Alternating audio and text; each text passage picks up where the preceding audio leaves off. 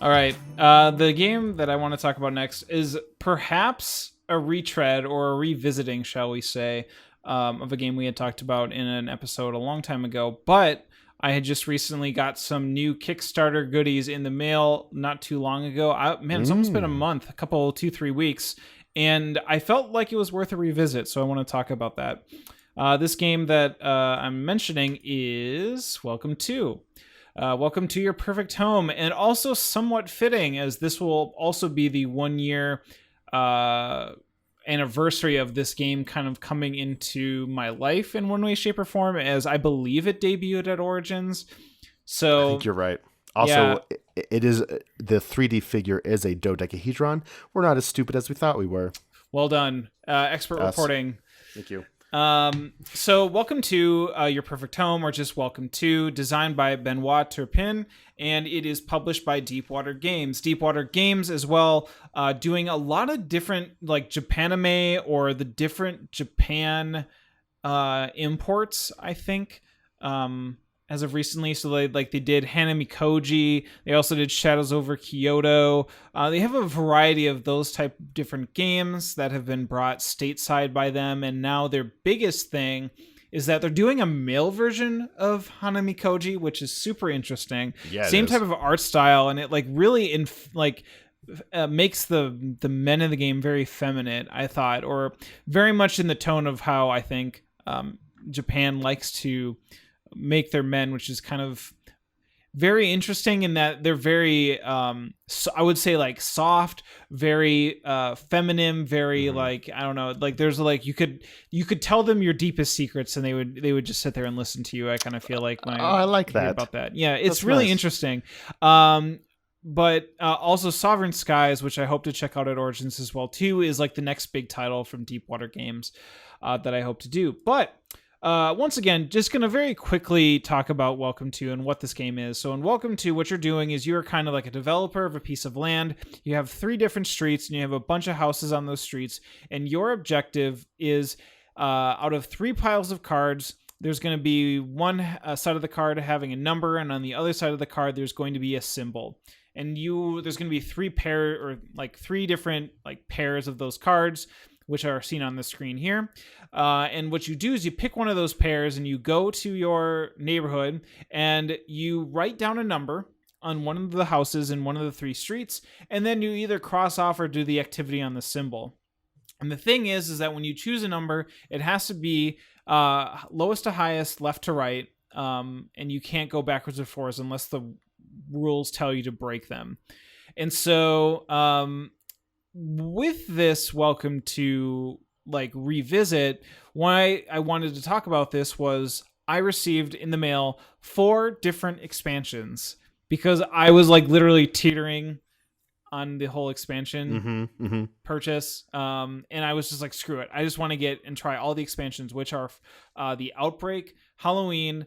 There is Winter Wonderland, and then there's Fallout. Fallout's the last one where there's like a nuclear thing. And so my wife and I tried the expansions for Halloween and for Outbreak, which is the zombie one. So the game still plays exactly the same, except for there are just these really minor tiny things that you do in the game that change how you play. So, for example, on the screen is the Halloween version. And in the Halloween version, what you can do is when you see a specific house and you write a number in it, and it has either a ghost symbol or a candy corn symbol, you get to cross out one of those specific icons, and they correlate up at the top to different things that you could cash them in for. And you can only cash them in once. So if you want to like push your luck and try to collect 9 candy corns, you will get 15 points as soon as you acknowledge to your opponents that, hey, I want to cash these in. If you collect ghosts, it allows you to either fill in pools or being able to break the rules with the biz icons, or do some other stuff with what you're able to fill in. And otherwise, the rest of the game still plays out the same way. My wife in this game absolutely smoked me in this game. You can see that she scored 110 in that game, and that is ridiculous. I've never, like, my scores are around like the 60s and 70s. I think I maybe had like 180. In this game, she scored 110. So she just absolutely smoked me. So needless to say, she really liked that version of the game. The other one is called Outbreak. So in Outbreak, what you do is you still create the 3 decks of cards, and what you do then instead is you, in one of those decks of cards, you put in these little zombie arrow cards.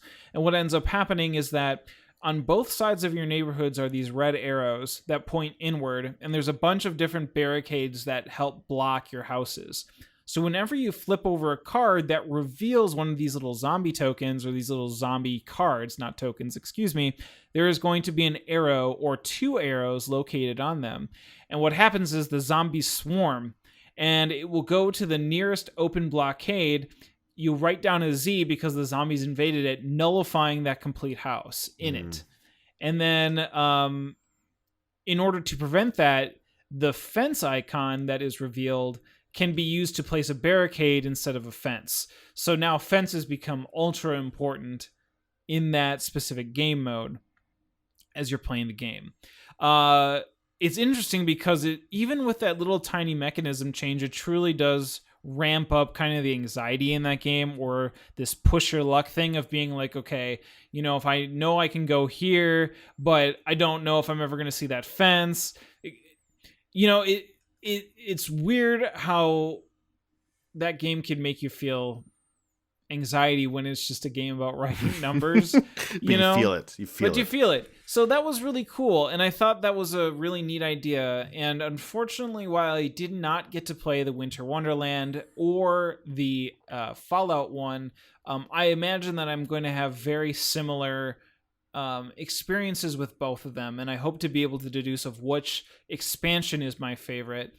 But needless to say, I'm really glad I picked these up, because Welcome To is one of those games, again, that I can always jump in and just enjoy myself. And I think these give enough flavor to be able to take that person who has played Welcome To 20, 30, 40 times and be able to just make it, you know, tweak it such a tiny bit that offers something completely new, which I think is really awesome. So thumbs up to Deep Water Games for being able to publish those mini expansions, which I think are publishable, or not publishable, I think are purchasable on their website. I know they just recently did a Kickstarter for them, so hopefully they are available for purchase. And again, if you are at Origins, you can hopefully pick them up. I think they retail for about $9-10. And then on the back, you know, they comes with little extra cards, either to the different development plans or for the different cards that you can add to the decks. So it's not like you're just getting other pads of paper, because heck, you could just throw those up online and then, you know, just have them for free. But I strongly I don't recommend that. I think I think there's some value in being able to support these guys and being able to throw a couple $10 your way, get like, you know, pack of 50 things and have a good time. I think it's really cool. One other thing. Go. Yeah, there's one other thing I want to quickly talk about too, which I'll bring back onto the screen. So I also got the playmat. So when I played this during Memorial Day weekend, I had literally just gotten my box of goodies literally that day, and I decided not to bring the mat or the new expansions because we were teaching my in-laws how to play. And the game back into Welcome To, just the base game, was a little rough for teaching. So both my wife and I knew how to play and kind of innately understood what each of the different symbols did. But at the same time, trying to explain that to new players, it made it to be a few awkward turns. So there was a little bit of a hard... and it was probably due to our teaching, because I imagine it's not like a super hard game to learn. But what the player mat does really well is that at the very bottom, you can kind of tell that there is kind of a synopsis of what that specific icon does, which would have made that whole beginning and learning process so much easier.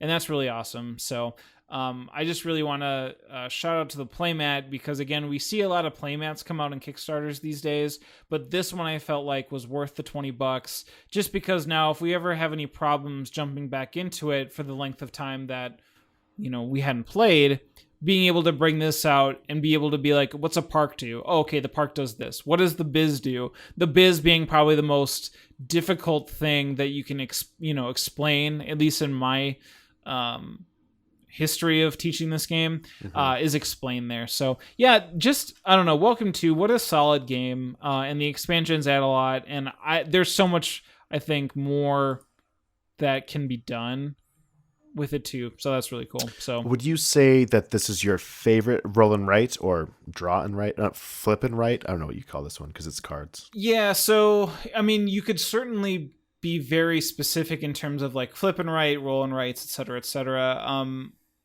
It's up there. I think it is because I think with That's Pretty Clever, I'd be curious to see how the in-laws took to that because it's kind of like Yahtzee on steroids almost with that game. So I'd be curious to see how well that went over. But I know that when I we got done with our first game of Welcome to, we immediately started up a second game, which is always kind of a good sign of being like, okay, now we get it. Now let's really enact what we learned into a game where there is no interruptions of being able to understand what you do. So yeah, in all, Welcome to, still great, still fun. Mini expansions are great and fun. Halloween and the Outbreak, they're different, even though they're horror themed. Outbreak Zombies much more serious. Halloween a lot more friendlier, kid friendlier. So yes, yeah. Okay, so I do need to try this one because I remember it was Last Origins that I feel like the roll and write genre kind of just exploded. Yeah, I still need to, I've tried this one. I did play Rolling Ink this past Railroad Ink. Yeah, that one. Yes. What did I call it? Rolling Ink. We're rolling doubles. I am so smart tonight. Yes, Railroad Ink, and that was a great one. And I think I need to try this one as well because it is such a great, like I said, that genre or that type of game that just fits in an evening, pretty light. You don't have to focus on it. All right, I should check this one out. Well, I mean, you still, don't get me wrong, you need to focus on it, but it's not like I don't think it's like a brain burner, like hard of a game. It's just, it's good. So the focus thing I'm talking about is like you're not doing anything except playing the game. It's like you're not there to socialize. You're there to just focus on the game and not there. But this could be more of a social setting where they are there to play the game, but like you can also just kind of just not focus on it as much and you can have chips. It does actually, it's interesting because there isn't really a lot of downtime unless you feel like you're super fast. Because when you pick your pair and you get done writing and crossing everything down, then it's kind of like you kind of look at everybody and then everyone else is looking at you and you're like, okay, on to the next one. You flip all the other 3 decks around and pick another pair. So, that's cool. But yeah, I mean, 20, 30 minutes, you can have your snacks after that or munch on the meantime. I don't know. But yes, it's good. Good time. That's cool. Good time. Welcome to Deep Water Games. Da-da-da.